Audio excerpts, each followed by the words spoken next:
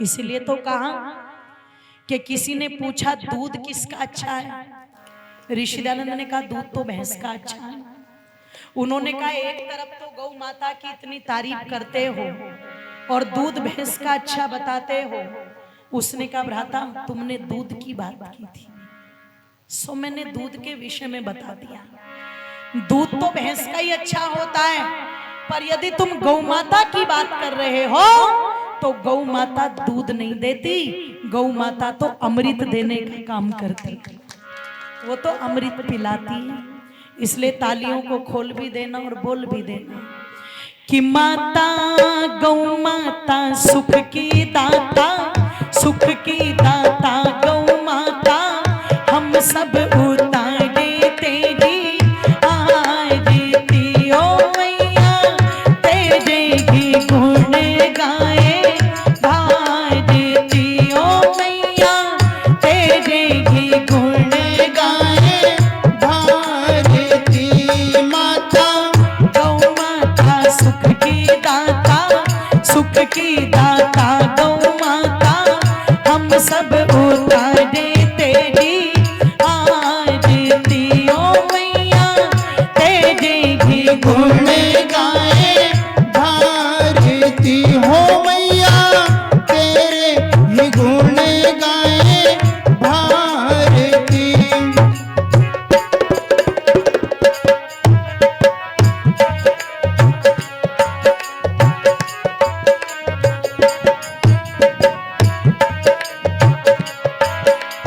कपिल रेणुका सुरभि नंदिनी कामधेनु तेरा नाम, कपिल रेणुका सुरभि नंदिनी कामधेनु तेरे नाम। सुख की दाता है गौ माता, सुख की दाता है गौ माता, जान जगत तमाम श्याम। मोहन ने तुझे चराई, यमुना तटवंशी बजाई, बहती जहाँ निर्मल जल की धार थी ओ मैया, तेरे ही गुण गाए भारती हो मैया, तेरे ही गुण गाए भारती। माता गौ माता सुख की दाता, सुख की दाता गौ माता, हम सब उतारे तेरी आरती ओ मैया, तेरे ही गुण गाए भारती हो मैया, तेरे ही गुण गाए भारती हो मैया, तेरे ही गुण गाए भारती।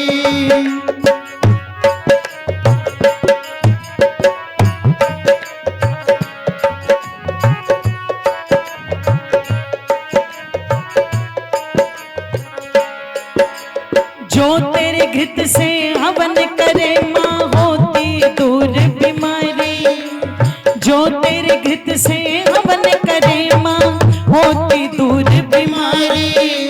समय समय नब जल बरसा दे, समय समय नब जल बरसा दे, भर जाए केसर क्यारी, जिससे पैदा होता है अन्न, खाकर मन हो प्रसन्न, कहते माँ तुझको ही सच्ची भारती ओ मैया, तेरे ही गुण गाए भारती हो मैया, तेरे ही गुण गाए भारती। माता गौ माता सुख की दाता, सुख की दाता गौ माता, हम सब उतारे तेरी आरती हो मैया, ही गुण गाए भारती हो मैया, तेरे ही गुण गाए भारती।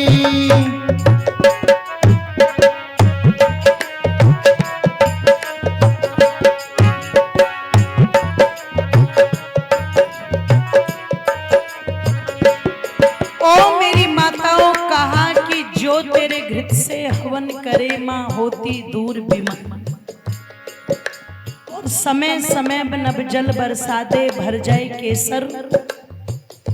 बड़े लोग बड़े बड़े राजे महाराजे बड़े बड़े यज्ञों को करते थे, ऋषि मुनि बड़े बड़े यज्ञों को करते थे। कैसे? जैसे हमारे ओम मुनि जी ने संकल्प लिया है कि 11 मण घृत से शुद्ध गाय के घी से आर्य समाज लाडनू के तत्वाधान में यज्ञ किया जाएगा। बड़े बड़े राजे महाराजे जब इस प्रकार के यज्ञों को करते रहते थे तो हर ऋतु समय पर होती थी, वर्षा समय पर होती थी। आज हमने यज्ञों का करना कराना तो छोड़ दिया, पेड़ों को हम काट रहे हैं और पता लगा प्रदूषण हमने इतना फैला दिया कि ना तो जल शुद्ध, ना वायु शुद्ध, ना पृथ्वी शुद्ध, और इन तीनों को शुद्ध करने का काम करता था यज्ञ हवन, उसे हमने छोड़ दिया। तो क्या होगा? जब पानी चाहिए तब बरसेगा नहीं, और जब नहीं चाहिए तब, जोर से बोलो, जब ठंड होनी चाहिए तब ठंड होती नहीं, और जब नहीं होनी चाहिए होती है। और गर्मी का टेम्परेचर कई सालों से देख लो तुम, हर साल रिकॉर्ड तोड़ रहा है कि नहीं तोड़ रहा है? बोलो, हर साल रिकॉर्ड तोड़ रहा है। ग्लेशियर पिघल रहे हैं, प्रदूषण इतना अधिक फैल रहा है कि वैज्ञानिक कह रहे हैं एक समय में अगर यही स्थिति रही तो धरती पर जीना भी संभव हो जाएगा। तो एलोन मस्क ने क्या कहा? चिंता मत करो, मैं मंगल पर बसा दूंगा तुम्हें। पर लाडनू वालों, तुम खुश मत होना, क्योंकि हमारा और आपका नंबर नहीं आएगा मंगल पर जाने में। वहां तो जिनके पास अरबों खरबों रुपए होंगे, अंबानी टाटा बाटा जैसे, यही लोग मंगल पर बस पाएंगे, हम जैसे नहीं, है ना। और दूसरी बात, मंगल पर हवा नहीं, मंगल पर जोर से बोलो, पानी उस फॉर्म में नहीं है, लिक्विड फॉर्म में, एटमॉस्फेयर नहीं है मंगल पर। वहां तो अरबों खरबों रुपए लगा करके एटमॉस्फेयर बनाएंगे, और जो परमात्मा ने बना बनाया दे रखा है उसको संभालने की जद्दोजहद नहीं कर सकते। और अगर दुनिया के सब वैज्ञानिक, सब बुद्धिजीवी लोग इस पर बैठ कर के विचार करें और कोई वेद का प्रकांड पंडित उन्हें समझा दे और फिर से बड़े बड़े यज्ञ शुद्ध गाय के घृत से होने लगे, तो मैं गारंटी दे करके कहती हूँ ये जितनी भी ग्लोबल वार्मिंग की समस्या है ये सारी की सारी समाप्त हो जाएगी। ध्यान रखना, क्योंकि आपका ये यज्ञ कुंड एक रासायनिक भट्टी है। आप जिस भी पदार्थ को इस पर डालते हैं उसके अलग अलग रिएक्शन, केमिकली अलग अलग रिएक्शन होते हैं। इसलिए ऋषि दयानंद ने कहा सारे पेड़ों की समिधाएं इसमें नहीं लग सकती, सब प्रकार की सामग्री इसमें, जोर से बोलो, नहीं डल सकती। अरे चुनिंदा वृक्ष हैं, पीपल हैं, गूलर हैं, आम हैं, चंदन हैं, इनकी ही समिधाएं यज्ञ कुंड में लग सकती हैं। सुगंधित, मिष्ट, पौष्टिक और रोगनाशक, ये 4 प्रकार के पदार्थ अग्नि में डल सकते हैं। और वर्षा काल की जो सामग्री है वो अलग, क्यों जी, अलग है कि नहीं है? ग्रीष्म ऋतु की जो सामग्री है वो अलग, शरद ऋतु की जो सामग्री है वो अलग, हेमंत ऋतु की जो सामग्री है वो अलग। अगर पूरे विधि विधान के साथ इसको आज भी किया जाए तो आज भी ये यज्ञ उतना ही लाभदायक है, उतना ही लाभदायक। बियावर जगह पड़ती है, मैं बियावर में गई और वहां पर एक 7 दिन का वृष्टि यज्ञ रखा गया और मैंने भी प्रथम बारी उस यज्ञ को करवाया था, उससे पहले करवाया नहीं था। तो मैं भी संध्या में बैठ करके करती थी कि प्रभु मेरी लाज रख लेना, ऐसा ना हो कि यज्ञ हो जाए और वर्षा ही ना हो, ऐसा ना हो जाए, नहीं तो पता लगा मैं तो विश्वास ही मेरा उड़ जाएगा। रोजाना प्रार्थना करती थी। लोगों यज्ञ कराते कराते 5 दिन हो गए, भीषण गर्मी, पूरी कड़ाके की धूप, लेकिन जो औषधियां ऋषि दयानंद जी ने लिखी थी उन्हीं औषधियों का प्रयोग किया जा रहा था, उसी विधि विधान के साथ में यज्ञ किया जा रहा था। वही मंत्र वेदों में बोले जा रहे थे, क्योंकि बहुत बड़े विद्वान हैं छत्तीसगढ़ रायपुर के अंदर आचार्य कमलनाथ जी, इसने इस पर बहुत शोध किया है और वो पुत्रेष्टि यज्ञ और वृष्टि यज्ञ बहुत कराते और प्रत्येक यज्ञ उनका सफल भी हुआ। तो उन्हीं की पुस्तक मेरे पास थी जिसकी विधि से मैं यज्ञ करा रही थी। 5 दिन तक तो बिल्कुल कड़ाके की धूप निकली रही, पर छठे दिन जैसे यज्ञ करना आरंभ किया और वर्षा होनी शुरू हुई, मेरी माताओं हम पूर्ण आहुति करा करके ब्यावर से आ गए। उसके 2 दिन तक भी इतनी कड़ाके की वर्षा हुई, इतनी वर्षा हुई कि पानी जो था वो कई इंच तक खेतों में भर गया। तो उस समय आर्य समाज के पदाधिकारियों ने फोन करके मुझे धन्यवाद दिया। बोले वैसे तो आर्य समाज वालों को देख के लोग खुश नहीं होते, पर जब से ये वर्षा ब्यावर में हुई है, हम जिधर को भी जा रहे हैं, हमारे अपने तो अपने, हमारे दुश्मन भी हमें नमस्ते करके और हमारा धन्यवाद करके चल रहे हैं कि तुमने पूरे ब्यावर का कल्याण कर दिया। तो आप सोचो, आज भी अगर उस विधा विधान के साथ में ये कार्य किए जाए तो निश्चित ये सफल होते हैं, पर ये होने चाहिए शुद्ध रूप में ही। इसलिए अगर घृत डालो तो किसका डालो? जोर से बोलो, गाय का डालो। और अगर चाहिए तो मुनि जी बैठे हुए हैं, वो इसकी व्यवस्था करवा देंगे, क्योंकि उनकी बड़ी तमन्ना, बड़ी इच्छा है कि यज्ञ हो तो शुद्ध गाय के घृत से हो, है ना।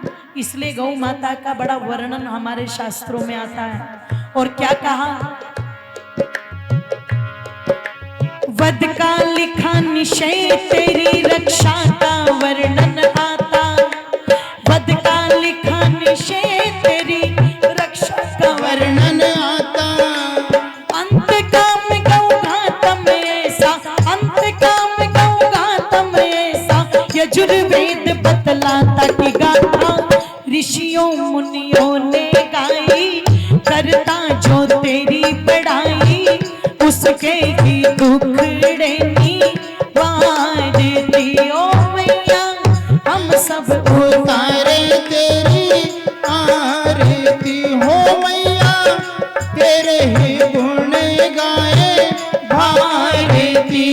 माता गौ माता सुख की दाता, सुख की दाता गौ माता, हम सब उतारे तेरी आरती। ओ मैया तेरे गुण गाए भारती हो मैया, तेरे ही गुण गाए भारती।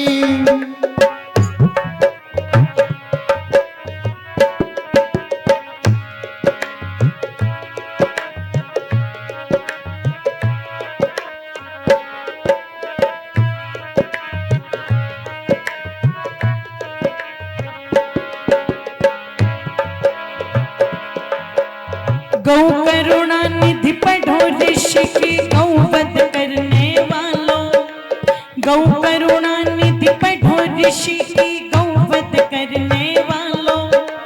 गौ हितकारी पशुआज, अजी गौ हितकारी पशुआज, मरने से इसे बचा लो पालो। घर में जो सुख चाहते हो, कर्मठ क्यों ना गाते हो, गौओं से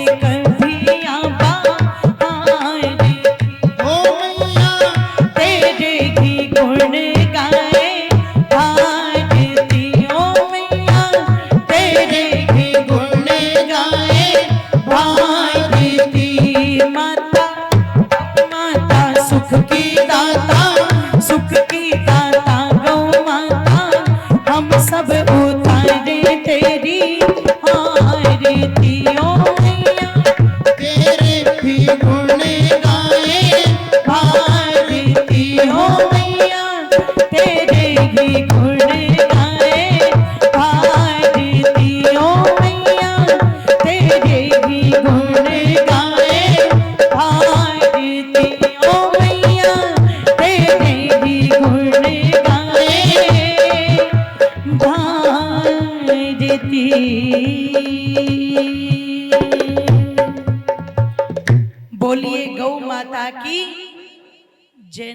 गौ माता की रक्षा हो, और रक्षा तभी होगी जब गौ माता का पालन होगा।